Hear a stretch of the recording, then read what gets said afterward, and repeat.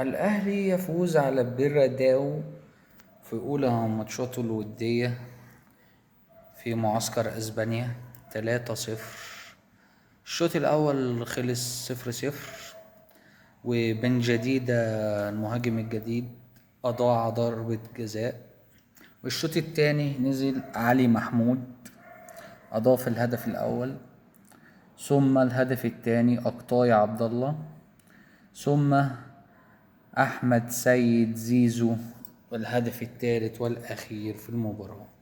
للأسف بالعمري طلع من الماتش مصاب، وتأكد دكتور أحمد أبو عبلة إن الإصابة للأسف قطع في الرباط الصليبي. شفاه الله وعافاه، وبالتوفيق لنادينا العريق فيما هو قادم.